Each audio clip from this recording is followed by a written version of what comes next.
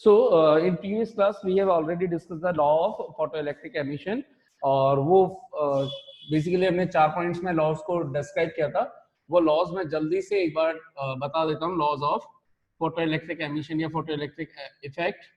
सो first law क्या बोलता है कि फोटो करंट, जो फोटो करंट होती है, फोटो करंट या number of photons, that is directly proportional to intensity. One of the law कि आई नहीं, इंटेंसिटी लिखते हैं इसको, इंट है ना, इंटेंसिटी ऑफ लाइट. जितनी ज्यादा इंटेंसिटी यानी कि जितने ज्यादा number of light radiations per unit area incident हो रहे होंगे, उतने number of electrons, photo electrons emit हो रहे होंगे. ठीक है.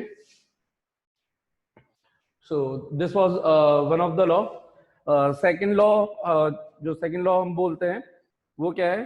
अच्छा, इसके अंदर ओके, सेकंड लॉ बोले तो kinetic energy is directly proportional to incident frequency as well as stopping potential was also directly proportional to incident frequency, provided the incident frequency should be greater than to threshold frequency. But both of them do not depend on what? Intensity है ना. Intensity पर दोनों ही depend नहीं करते हैं. दोनों के दोनों काइनेटिक एनर्जी और फोटो इलेक्ट्रॉन और stopping potential after emission, both will be depending on only on the incident frequency.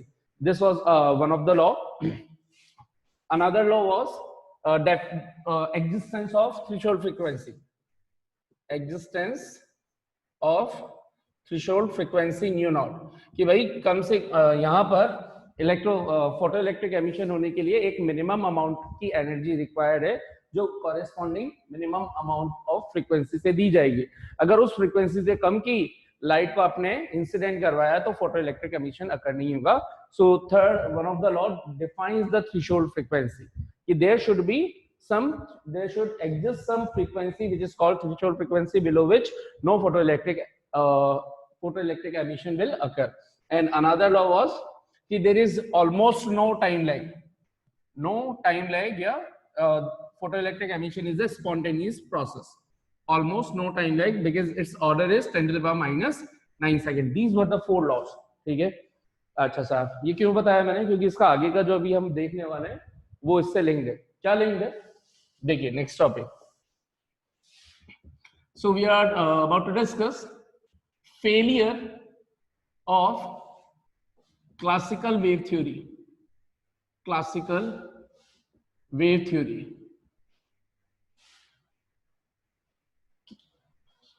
ठीक है. फॉर दिस फोटोइलेक्ट्रिक इफेक्ट या फोटोइलेक्ट्रिक एमिशन.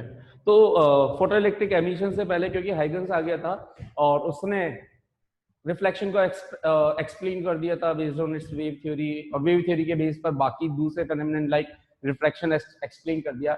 और वो फेनोमेनन भी एक्सप्लेन कर दिए थे जो इनिशियली किसके थ्रू नहीं बताए जा रहे थे? रे ऑप्टिक्स के थ्रू, यानी कि पार्टिकल नेचर के बेस पर. इनसे पहले ये बात है नहीं बताए जा रहे थे, जैसे डिफ्रैक्शन हो गया और पोलराइजेशन हो गया, दीज काइंड ऑफ थिंग्स है ना, इंटरफेरेंस हो गया. These phenomenons can't be explain based on the particle nature. तो ये लोग बड़े खुश थे उस टाइम पर. लेकिन जैसे फोटोइलेक्ट्रिक एमिशन इफेक्ट आया, ठीक है, लेनार्ड और मिल्टन इनके ऑब्जर्वेशन जब आए, हॉलबेक वगैरह, तो यहाँ पर पता चला कि यार ये वेव थ्योरी इसको समझा नहीं पा रही. कैसे नहीं समझा पा रही? तो वेव थ्योरी क्या बोलती है कि जो भी लाइट ट्रैवल करती है वो वेव फ्रंट्स की फॉर्म में ट्रैवल करती है. कि आप अगर ये रे की फॉर्म में बोले तो ये लाइट है इस तरह से, अगर ये पैरेलल लाइट मान लो, तो वेव की टर्म्स में यही चीज एक प्लेन वेव फ्रंट्स की टर्म्स में ट्रैवल करते हैं. या फिर अगर कोई कन्वर्जिंग या डाइवर्जिंग लाइट है, सो वो कन्वर्जिंग या डाइवर्जिंग वेव फ्रंट्स की टर्म्स में ट्रैवल करते हैं. लीनियर लाइट है तो सिलिंड्रिकल वेव फ्रंट्स की टर्म्स में ट्रैवल करते हैं. ये सब कुछ हमने सीख रखा है कि इसमें वेव थ्योरी वाले चैप्टर में, वेव ऑप्टिक्स के अंदर. लेकिन अब यहाँ पर क्या हो रहा है, ये तो मेन कॉन्सेप्ट ये है कि वेव फ्रंट्स और इनसे रिलेटेड चीजों को लेकर के आपको एक्सप्लेन करना है. तो मैंने बना दी साहब मेटेलिक सरफेस, यानी कि फोटोसेंसिटिव सरफेस. इसके अंदर है इलेक्ट्रॉन्स, ठीक है, इलेक्ट्रॉन्स है सब. सो अब होगा क्या, basically millions of free electrons are there in a particular photosensitive surface. ठीक है. अब लाइट रेडिएशंस आ रहे हैं. लाइट रेडिएशंस आएंगे तो किस टर्म्स में आएंगे? वेव फ्रंट्स की टर्म्स में आएंगे. तो अब देखिए यहाँ पे अगर मैं ऐसे लाइट बनाऊं, लाइट रेज बनाऊं, दीज आर द रेज, यानी ये पार्टिकल नेचर पे इस तरह से शो करते हैं। इसका अगर वेव फ्रंट बनाऊं तो वेव फ्रंट इस तरह से बनेगा, प्लेन वेव फ्रंट बनेगा, यानी कि ये प्लेन वेव फ्रंट ये पूरा का पूरा इसके ऊपर इंसिडेंट हो रहा है। या कोई कहे कि नहीं सर आप तो है ना किस फॉर्म में बना दो, इस फॉर्म में बना दो कि ये लो ये लाइट वेव, ये देखो इस टर्म्स में बना दो, इस किसी भी टर्म्स में, नॉट डजंट मैटर। जो लाइट वेव फ्रंट आगे बढ़ता जा रहा है, ये बड़ा जैसे होता जा रहा है, क्योंकि लाइट सोर्स अगर इनफाइनाइट में मान रहे थे वैसे तो बेसिकली इसी फॉर्म में आना चाहिए, प्लेन वेव फ्रंट की टर्म्स में आना चाहिए। लेकिन अगर आप इससे भी समझना चाहे दोनों से एक ही चीज निकलेगी। तो देखिए जब light wave front metallic surface पर इंसिडेंट होता है तो जो सेकेंडरी वेवलेट्स होते हैं उस सेकेंडरी वेवलेट्स की एनर्जी बहुत सारे इलेक्ट्रॉन्स पर जो मेटेलिक सरफेस पे लाई कर रहे हैं उन सभी को एक साथ मिलनी चाहिए। So whenever the wave fronts will strike to a metallic surface, then their radiant energy should be absorbed by all the electrons present on the metallic surface, and this energy should be what distributed among all। यहाँ पे भी आनी चाहिए, यहाँ पे भी आनी चाहिए, यहाँ पे भी आनी चाहिए, यहाँ पे भी आनी चाहिए। तो अगर यहाँ पर आनी चाहिए तो इसका मतलब अगर हम यहाँ पर इंटेंसिटी बढ़ा दें, इंटेंसिटी का मतलब फिर से समझिएगा number of light rays, number of radiations, तो नंबर ऑफ रेडिएशन बढ़ा दूंगा तो यहाँ पे ये और वेवलेट्स आ जाएंगे एक तरह से, ये मान लीजिए मोर वेवलेट्स, ये सभी पहले ये वाला इसको दे रहा था, इसको दे रहा था, इसको दे रहा था, इसको दे रहा था। मान लीजिए कि ये वेव फ्रंट की फ्रीक्वेंसी मैंने ली हुई थी थोड़ी देर के लिए 5 हर्ट्ज, और मान लिया मैंने इसका वर्क फंक्शन है फॉर एग्जांपल 20 जूल, ठीक है, work function of these electrons is 20 joule समझने के लिए, है ना। और फिर से वही समझने के लिए 1 हर्ट्ज के रेस्पेक्ट में 1 joule energy will be given. Okay, so 5 hertz का अगर 5 हर्ट्ज की अगर हमने पहले पॉइंट पर, इससे पहले पॉइंट पर 5 हर्ट्ज की डाली तो हर एक इलेक्ट्रॉन को 5 जूल एनर्जी डिस्ट्रीब्यूट हो गई। अगर 100 इलेक्ट्रॉन है तो 100 में 5 जूल डिस्ट्रीब्यूट हो गए, यानी 0.005 की हर एक को मिली, हर एक को मिली। फिर इसी तरह से मैंने इंटेंसिटी बढ़ा दी, एक और लेकर के आ गया, मान लीजिए ये भी 5 हर्ट्ज की है, तो इसके थ्रू भी हर एक इलेक्ट्रॉन को 100 इलेक्ट्रॉन था ना, 5 जूल किसको जा रही है, 100 इलेक्ट्रॉन्स को डिस्ट्रीब्यूट हो रही है, 5 जूल 100 इलेक्ट्रॉन्स को। सो या 100 इलेक्ट्रॉन्स को कितनी जा रही है, 5 जूल। सो 1 इलेक्ट्रॉन को कितनी जाएगी, कितनी मिल रही होगी, 5/100, 0.05 जूल। ठीक, जैसे मैंने सेकेंड लाइट वेव फ्रंट की टर्म्स में इंसिडेंट कराई, ये भी लेट्स सपोज 5 हर्ट्ज की है, तो ये भी हर एक को कितनी दे देगा, 0.05, यानी कि 2 वेव फ्रंट्स के कारण या 2 रेडिएशंस के कारण यहां पर हर एक इलेक्ट्रॉन की एनर्जी हो गई 0.10 जूल। अगर मैं यहां पर इसी तरीके के मान लीजिए 30 लाइट्स इंसिडेंट करवा दो, सो एक लाइट के कारण 0.05 मिल रही थी जो उसका वेव फ्रंट दे रहा था, तो 30 के कारण कितनी मिल रही होगी, 30 इंटू 0.5, एक के कारण 0.5, तो 30 लाइट्स के कारण 30 इंटू 0.5, यानी कि कितनी हो गई 3/15 जूल, है ना। एक जीरो से एक जीरो कैंसिल हो चुका है, ये देख लो आप, ठीक है। ये 150 डिवाइडेड बाय, सॉरी कितनी हुई है, 0.05, 1010, है ना, 5 3 जा 15, 1.5 जूल, 1.5 जूल। अगर मैं इसी तरह से 300 करवा दूं तो 15 जूल मिलेगी, है ना। 30 से 1.5, 300 से 30 से 1.5, 300 से 15। और अगर इस तरह से मैं मान लीजिए कितनी करवा दूं 600 जूल, 600 रेडिएशंस, तो हर एक रेडिएशन के कारण 0.5 जूल, तो 600 के कारण कितना,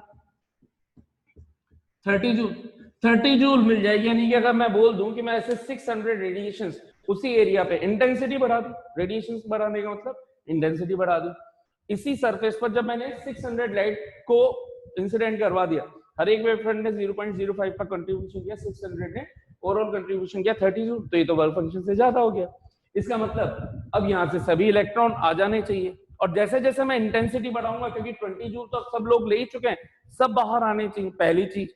दूसरी चीज, जैसे ही मैंने 600 रेडिएशंस की जगह 1200 कर दिया तो ओवरऑल 60 जूल सभी को एब्जॉर्ब हो गई। तो पहले 600 पर 30 जूल थी, तो 20 जूल तो चला गया वर्क फंक्शन में।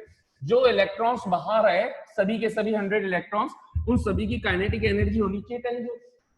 जैसे ही मैंने टोटल 1200 लाइट्स इंसिडेंट करवा दी जिसके कारण टोटल मुझे 60 जूल मिला, तो इसका मतलब अब जो ये 100 के 100 बाहर आ रहे होंगे उनमें से 20 जूल तो एब्जॉर्ब कर चुके होंगे, रिमेनिंग 40 जूल से आएंगे। इसका मतलब वेव थ्योरी तो ये बोल रही है कि आप अगर लाइट की इंटेंसिटी बढ़ाते जाओगे तो एमिटेड इलेक्ट्रॉन्स की काइनेटिक एनर्जी बढ़ जाएगी। जैसे जैसे अब मैं लाइट की इंटेंसिटी बढ़ाता जाऊंगा या इनको ज्यादा देर के लिए भी रख दूंगा तो ये हर टाइम पर 0.05 0.05 को अचीव करते जाएंगे। एक टाइम ऐसा भी आएगा जिस टाइम 20 जूल होगी तो हो सकता है वो सिर्फ एक लाइट रे से ही बाहर निकल जाए, उनकी कंटिन्यूएशन में एनर्जी उसके बाद बढ़ सकती है। दोनों ही सिचुएशन में देखें, लेकिन जो प्रैक्टिकल हमने देखा हमने कि जो kinetic energy it is not depending on the intensity. Wave theory कह रही है कि it is depending on the intensity. That means based on the wave theory we can't explain the photoelectric emission. How many of you understood this point? Okay, so एक point तो ये हो गया कि ये इस लॉ को एक्सप्लेन नहीं कर पाई, है ना, इस लॉ को एक्सप्लेन नहीं कर पाई। एक लॉ बोलता है कि भाई यहाँ पर थ्रेशोल्ड फ्रीक्वेंसी की एग्जिस्टेंस की रिक्वायरमेंट है, यानी कि आप अगर मान लिया कि जैसे यहाँ पर थ्रेशोल्ड फ्रीक्वेंसी, ये लॉ ये बोलता है फोटोइलेक्ट्रिक एमिशन जो प्रैक्टिकल हमें मिल रहा था कि यार अगर आपने 20 हर्ट्ज से कम की, 20 हर्ट्ज के रेस्पेक्ट में, क्योंकि कितनी एनर्जी सप्लाई हो रही है 20 जूल समझने के लिए, है ना, अगर इससे कम की एनर्जी आपने दी तो कोई फोटोइलेक्ट्रिक एमिशन नहीं होगा। लेकिन यहाँ पर तो आप देखो ना कि मैं 5 हर्ट्ज की दे रहा हूँ, 5 हर्ट्ज की ही दे रहा हूँ सभी, फिर भी फोटोइलेक्ट्रिक एमिशन हो रहा है इसके बेस पर। तो इस वेव थ्योरी के बेस पर तो यह है कि क्योंकि हर एक इलेक्ट्रॉन जो भी लाइट आएगी वो सब धीरे धीरे उसकी एनर्जी का फ्रैक्शन कंटिन्यूएशन के अंदर एब्जॉर्ब करते जाएंगे और अपनी एनर्जी को बढ़ाते जाएंगे। तो इसका मतलब यहाँ पर किसी ऐसी मिनिमम फ्रीक्वेंसी की रिक्वायरमेंट ही नहीं है। यहाँ तो बस इंटेंसिटी बढ़ा दो जिससे हमें ओवरऑल एनर्जी बढ़ जाए और उससे इलेक्ट्रॉन बाहर आ जाएगा। तो ये कॉन्सेप्ट तो कहता है कि no threshold frequency should exist, इसकी कोई जरूरत ही नहीं है। लेकिन हमने देखा कि अगर आपने 5 हर्ट्ज की करवाई तो आप भले ही 100 डाल दो, 200 डाल दो, 1200 डाल दो, 2000 रेज डाल दो, डजंट मैटर, एक सिंगल इलेक्ट्रॉन बाहर नहीं आने का।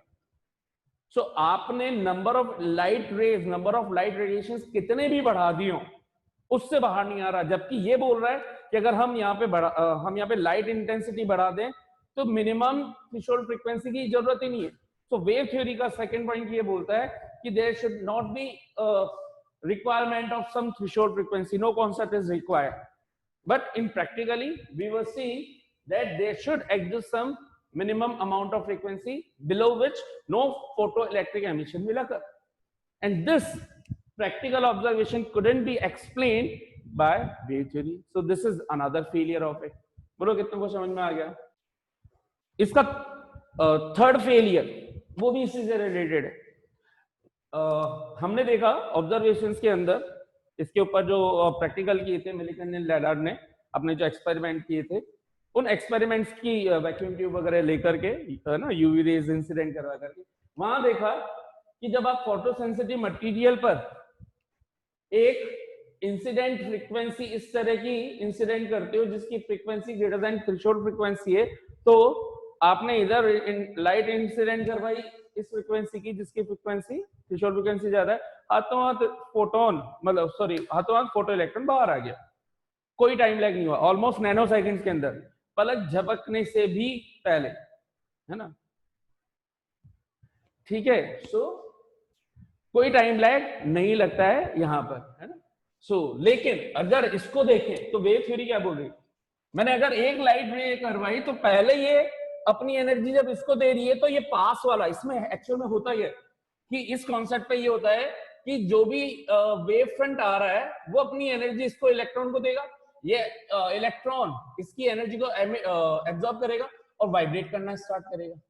धीरे धीरे इसकी एनर्जी बढ़ती जाएगी, इसके वाइब्रेशंस यानी कि इसके एम्पलीट्यूड बढ़ते जाएंगे, एम्पलीट्यूड बढ़ते जाएंगे तो ये अपनी एनर्जी, जैसे वाटर वेव बनती है, ये अपनी एनर्जी जहां पर पार्टिकल, वाटर पार्टिकल, है ना, ऑसिलेट करता है अप एंड डाउन और अपनी एनर्जी को इधर चारों तरफ क्या करता है, डिस्ट्रीब्यूट करता जाता है। तो ठीक इसी तरह से इसके एम्पलीट्यूड जैसे जैसे बढ़ते जाएंगे, ये अपने बगल वाले इलेक्ट्रॉन्स को, अगल बगल वाले इलेक्ट्रॉन को एनर्जी सप्लाई करता जाएगा, और ये इसकी भी एनर्जी बढ़ती जाएगी। ये तभी बढ़ पाएगा जब यहाँ पर भी एनर्जी बढ़ती जा रही है, और या फिर लाइट कंटिन्यूशन में इसको मिल रही है, तो फिर इसके बाद ये इसको सप्लाई करेगा, यानी कि इस तरह से ये इलेक्ट्रॉन को सभी जगह पर एनर्जी सप्लाई हो रही। तो ये इलेक्ट्रॉन का एम्पलीट्यूड इतना हो जाए कि वो इससे बाहर निकल जाए, उसमें कुछ ना कुछ तो टाइम लगेगा, क्योंकि जो भी आपने भले ही 20 हर्ट्ज या 30 हर्ट्ज की भी डाल दी, तो 30 हर्ट्ज डालते ही ये सिंगल इलेक्ट्रॉन इसके कारण बाहर नहीं आना चाहिए, इस थ्योरी के कारण। ये तो ये बोल रहे हैं 30 हर्ट्ज नहीं, तो ये अपने अगल बगल वालों को भी हाथों से सप्लाई करना चालू कर देगा, लो यार मेरे पास ये आ गया 30 हर्ट्ज, लो तू भी थोड़ा सा रख ले, तू भी थोड़ा सा रख ले। फिर दूसरा आया, फिर 30 हर्ट्ज की आती जा रही है, तुम भी रखते जाओ, लेते जाओ लेते जाओ, आगे सप्लाई करते जाओ, जितने अपने लोग हैं सबको सप्लाई करो, मैं मुझे कंटिन्यूएशन में 30 हर्ट्ज मिल रही है, मिल रही है, मिल रही है, मिल रही है। ये एमिट होने में बहुत टाइम लगा देंगे, लेकिन ऐसा तो हो ही नहीं रहा, प्रैक्टिकली इट्स नॉट पॉसिबल। और जो ऑब्जर्वेशन में आ रहा है, it was the spontaneous process. So the failure, it was the failure of classical wave theory because it could not explain the laws of photoelectric emission. That's why initially I gave you the recap so that you can understand this topic. How many of you understood it properly?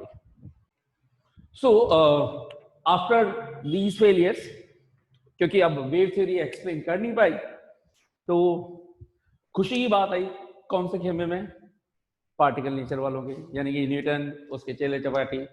अब बताओ तो Einstein भी आ गया उसी time पे। तो अब आ रही आइंस्टीन की theory,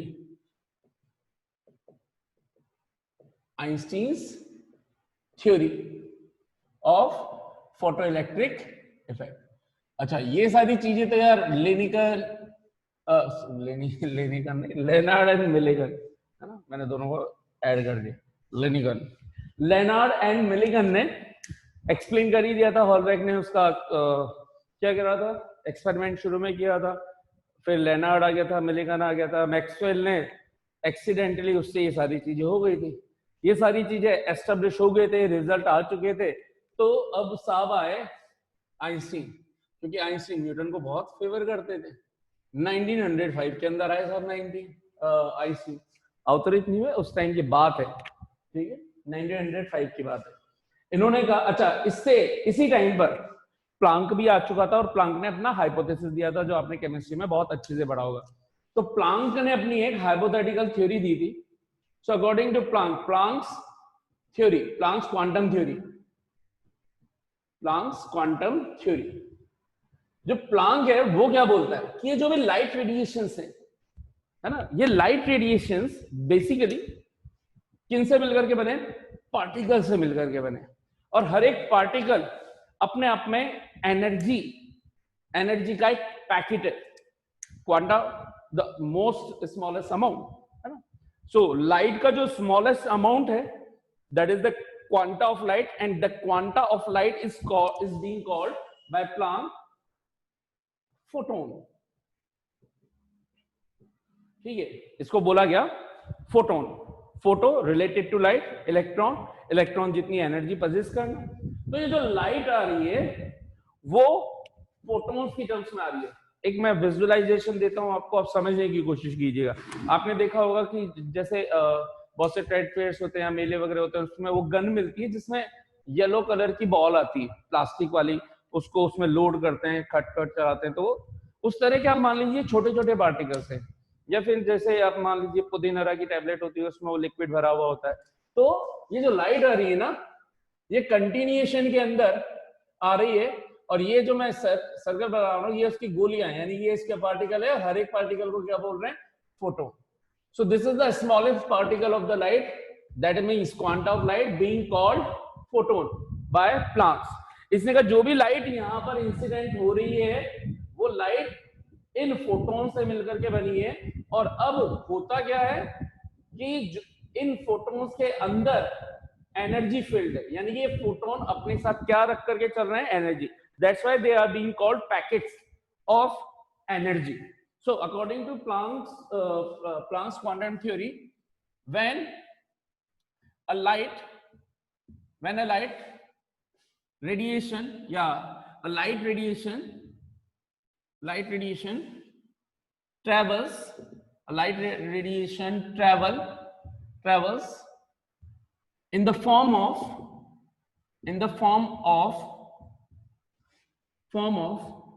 discrete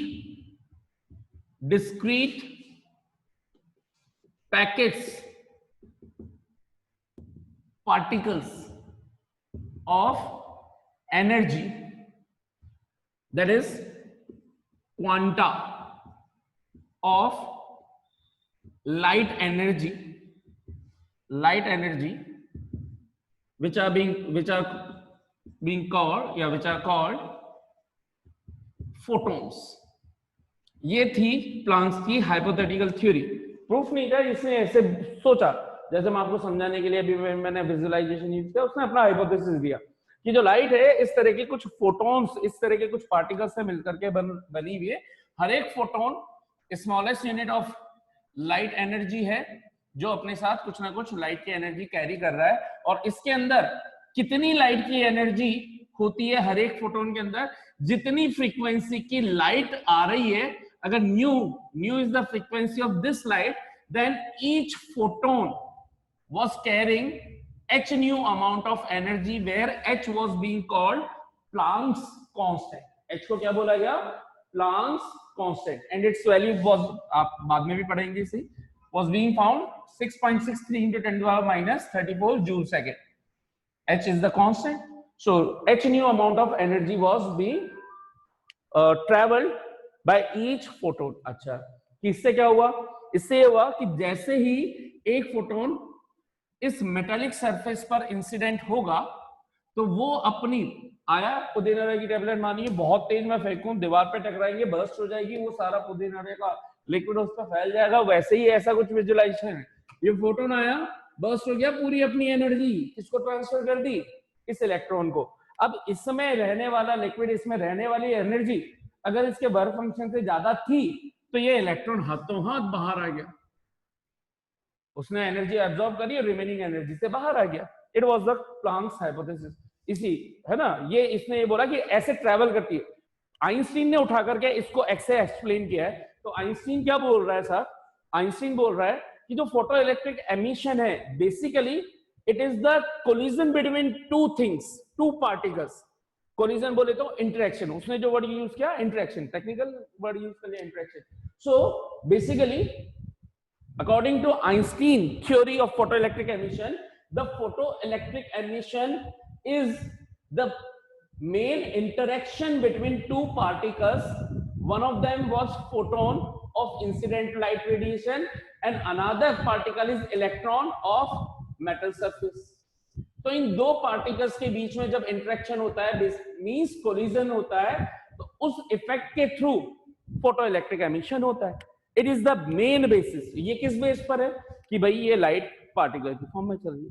so in 1905 Einstein told that the photoelectric emission is based on the interaction between the two particles, photon and electron of metal surface.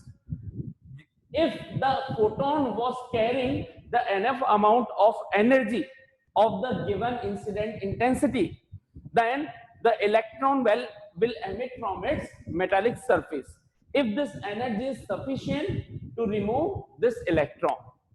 This was the main basis of Einstein theory. How many of you understood? इसके बाद इसके loss को करेंगे next. अभी